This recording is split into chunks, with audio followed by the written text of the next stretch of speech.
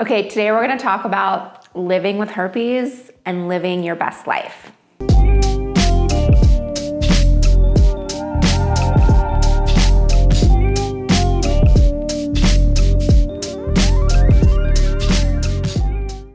Okay, you're gonna have to hear me out on this one. But being diagnosed with herpes can actually be a blessing. I know, you're like, what? Especially if you were just diagnosed, or especially if you're still in this Eeyore phase. The Eeyore phase, I like to describe it as you're in this rain cloud. You can't get out of it.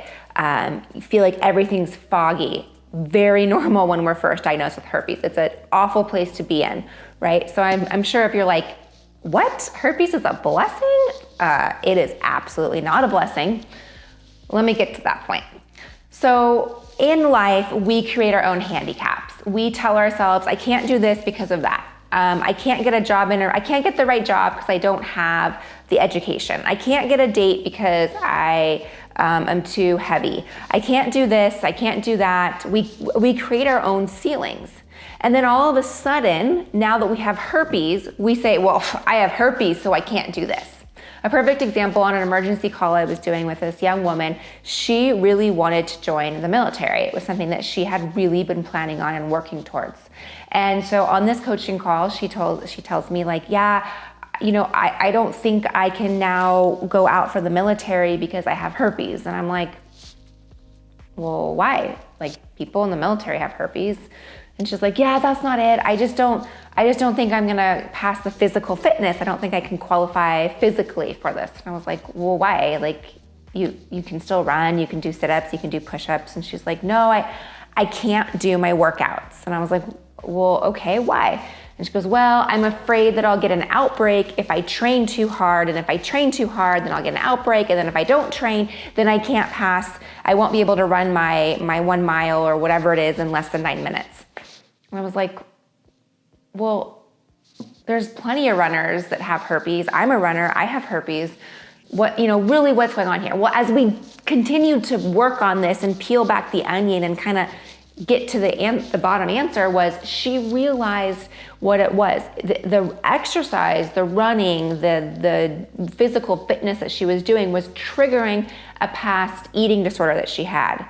So really the issue was the eating disorder, not herpes. I hear this time and time again. Every time, not every time, but most of the times when I do my emergency calls, or we're in our secret society support group and people are talking about certain handicaps that they have now that they have herpes, I invite them to keep digging and digging and digging. And all of a sudden the light bulb goes on and we're like, aha. Me personally, I gave myself a lot of handicaps. At the time I was diagnosed, I was in debt. I was living with my parents. I was having nonstop yeast infections. I was, let's see, what else? I was just dating the wrong guys. And so I was just like on this path. And so I believe, you can take it however you want it.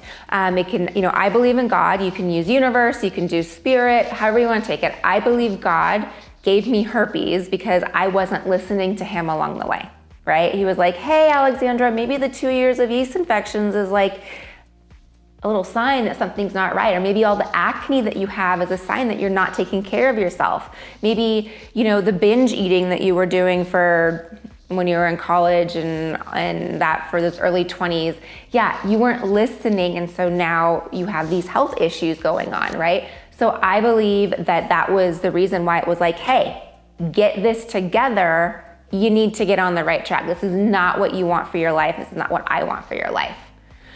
Again, I've talked to people time and time again as they've kind of started to unwind this, realize that, whoa, herpes really wasn't what's holding me back. And getting herpes allowed me to realize that I had some other deep things to work through in order to become the person that I really want to become.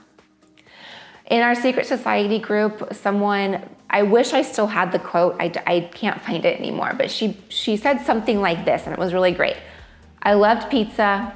I loved my kids. I love the house I live in. I love wine. I think she was like, I love my job. I don't know if I said that already. And she's like, I loved all that prior to having herpes. Now that I have herpes, I still love pizza, still love my kids, still love wine, still love my job, still love my house, still have the same amount of money in my bank account. Nothing has changed now that I have herpes. Nothing's different. Yeah, I got this annoying blister here and there, but nothing's different.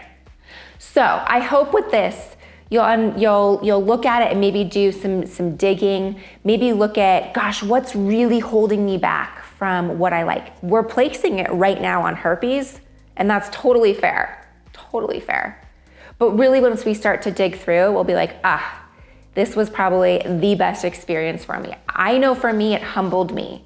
It was the wake-up call I really needed to get it together. I would not change it at all. All right, so if you're like, what is she talking about? I need some more hand-holding. I need some more information. I invite you to join our secret society. It is our online community. It is for people living with herpes. We have people from all over the world. It's so humbling for me to see people from all over the world, all walks of life, in our support group. We have 2 weekly calls that are live, lots of other fun things. You can check it out. I have it linked somewhere for you. All right, I love to hear how herpes has been a blessing in your life. Let me know below and we can chat about it. And I will see you soon in the next video. Bye.